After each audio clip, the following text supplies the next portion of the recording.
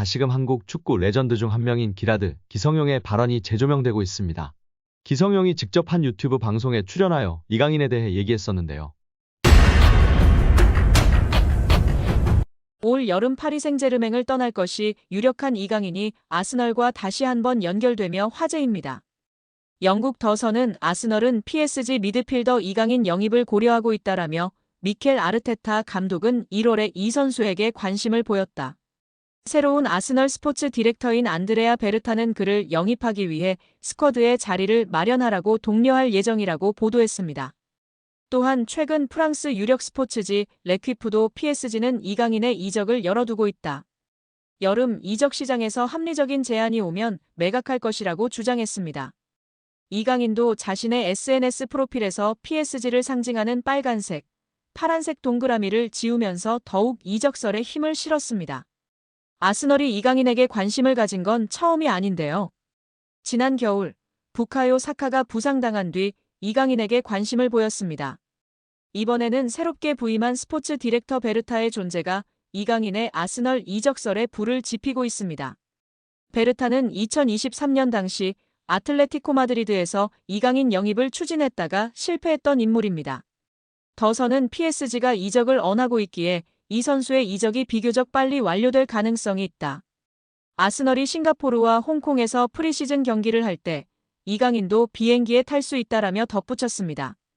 이런 예상대로 이강인이 아시아 투어에 합류한다면 7월 31일 예정된 토트넘 호스퍼전에서 손흥민과 맞대결을 펼칠 수 있습니다. 다시금 한국 축구 레전드 중 한 명인 기라드, 기성용의 발언이 재조명되고 있습니다. 기성용이 직접 한 유튜브 방송에 출연하여 이강인에 대해 얘기했었는데요. 이강인의 성장과 잠재력을 감탄하며 한국 축구 선수들이 유럽에서 어떤 평가를 받을 수 있는지에 대해 전했습니다. 기성용은 이강인에게 자신감과 경기 운영에 필요한 성격적인 요소들을 갖추는 것의 중요성을 강조하며 중앙 미드필더가 중요한 역할을 한다고 언급하였습니다. 그러나 중앙 미드필더가 되려면 실력뿐만 아니라 성격과 체력적인 부분에서 많은 노력이 필요하다고도 발언했는데요. 기성용은 이강인이 발렌시아에서의 데뷔와 그의 성장을 언급하며 한국 선수들이 경기에서 더 많은 인정을 받고 유럽 리그에서 성공을 이룰 수 있기를 기대한다고 발언했었습니다. 기성용 선수가 이강인 선수에 대해 이야기한 점과 더불어 다양한 이강인 관련 소식 자세히 알아보도록 하겠습니다. 기성용 선수는 이강인 선수 데뷔 때를 먼저 언급했는데요. 강인이 같은 경우에는 어렸을 때부터 발렌시아에서 데뷔를 했잖아요. 그러니까 그 전에 이제 유스 시절 때 강인이가 어떻게 컸고 어떤 기량을 보여줬는지 보다는 저는 이것보다는 어쨌든 그 나이에 흥민이도 마찬가지고 그 어린 나이에 스페인이라는 무대에서 발렌시아잖아요. 이거는 정말 좋은 팀이잖아요. 발렌시아는 스페인 유스에서도 알아주는 명문팀이에요. 거기서 인정받고 대우받으며 데뷔했다는 것 자체가 이미 엄청나게 충격적인 사실이에요. 저는 외국에서 생활을 해서 더욱 와닿았어요. 정말 엄청나게 충격적이었어요. 그리고 이제 그 강인이의 플레이를 보면서 이 친구가 이렇게 볼을 차는구나라는 거를 봤을 때 두 번째 충격을 받았어요. 더 놀라운 건 강인이의 플레이가 작년하고 올해하고 점점 다른 것 같아요. 완전히 다른 모습으로 엄청나게 성장하고 있다는 게 보여지고 느껴져요.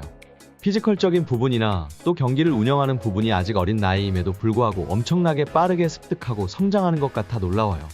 한번 이렇게 흡수해서 그거를 경기장에서 자기 것 만들고 성장하고 이게 정말 너무 빠른 것 같아요.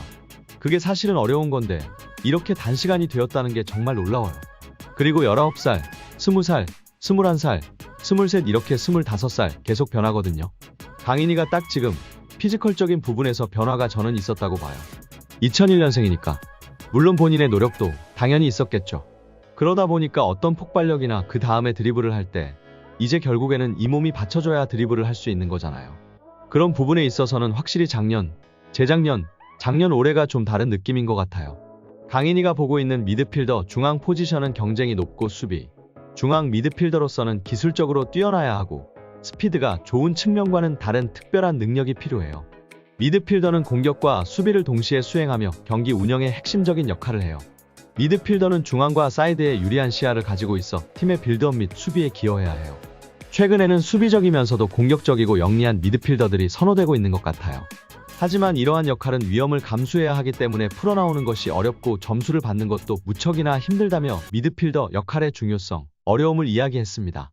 이를 통해 이강인 선수가 중용받는 이유도 명확하게 알 수 있었던 것 같습니다. 현대 축구에서 가장 중요시 되고 있는 볼간수와 탈압박이 가장 장점인 이강인 선수이기 때문에 중용받을 수밖에 없고, 여기에 기술적 우위와 적극적인 수비 가담까지 있으니 정말 엔리케 감독이 사랑하지 않을 수 없을 것 같습니다.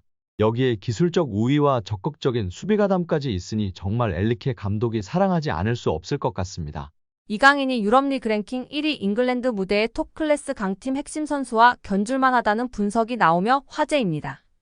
프랑스 리그앙 파리 생제르맹은 2023년 8월 마요르카에 2,200만 유로 약 328억 원을 주고 이강인을 데려와 2027년도 시즌까지 연봉 727만 유로 약 108억 원 및 5년 총액 3,635만 유로 541억 원 계약을 맺었습니다.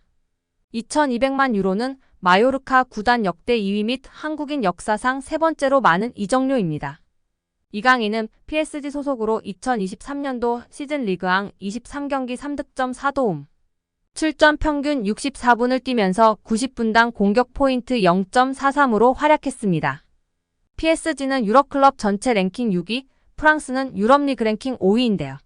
저명한 축구 통계 매체 옵타 스포츠에 따르면 미드필더로서 이강인과 가장 비슷한 선수는 프리미어리그 준우승팀 아스널의 주장 마르틴 웨데고르입니다.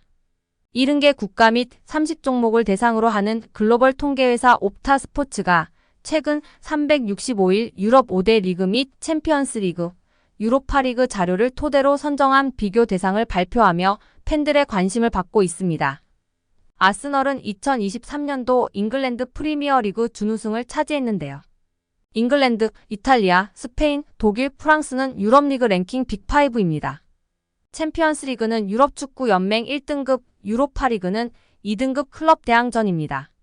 이강인은 개인 능력으로 상대쪽 경기장 파이널 서드에 진입한 횟수와 공간 침투로 PSG 동료 전진 패스를 받아낸 빈도 둘 다 유럽 메이저 대회 미드필더 상위 1%에 해당했습니다.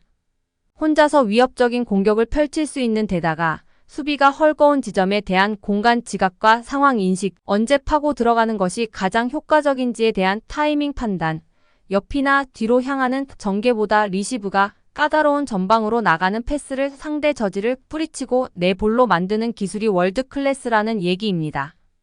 따라서 이강인이 페널티 박스에서 단독으로 들어간 횟수가 최근 365일 유럽 5대 리그 및 챔피언스 리그 유로파리그 미드필더 상위 2%라는 어마어마한 결과가 나왔습니다. 파이널 서드 태클 합계 또한 상위 2% 안에 든다는 데이터는 상대 진영부터 적극적으로 수비하려는 마음가짐 부족이 이강인 단점이라는 지적은 이제 현실과 맞지 않다는 것을 알게 해줍니다.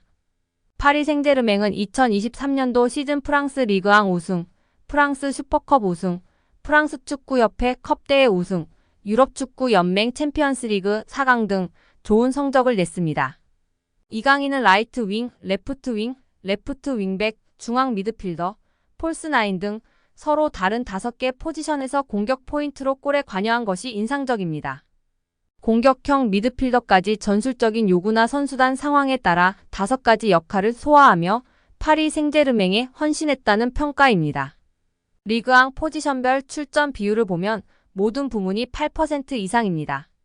급하게 잠깐 맡은 정도가 아니라 감독 이하 코치진이 진지하게 다양한 임무를 부여하고 실행을 요구했다고 볼 수 있습니다.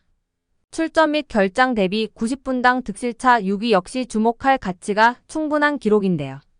이강인이 뛸 때의 긍정적인 효과 및 벤치를 지키거나 명단에서 제외될 때 부정적인 영향을 합산하면 리그앙에서 6번째로 존재감이 큰 선수였다는 얘기입니다.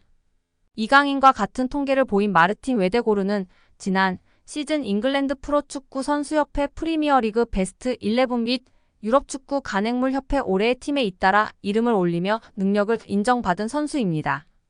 또한 2년 연속 아스널 구단 선정 MVP로 뽑혔습니다. 기량적으로 직전 1년 제일 유사한 빅리그 선수가 마르틴 웨데고르인 것은 충분히 기분 좋은 칭찬으로 볼 수 있습니다. 세계적인 강호 PSG에서 앞으로도 꾸준히 빛난다면 이강인은 여러 개인 수상을 통해 기량뿐 아니라 국제적인 입지 역시 비교될 날이 올 것 같은데요. 앞으로도 부상 없이 맹활약하길 기대하고 응원하겠습니다.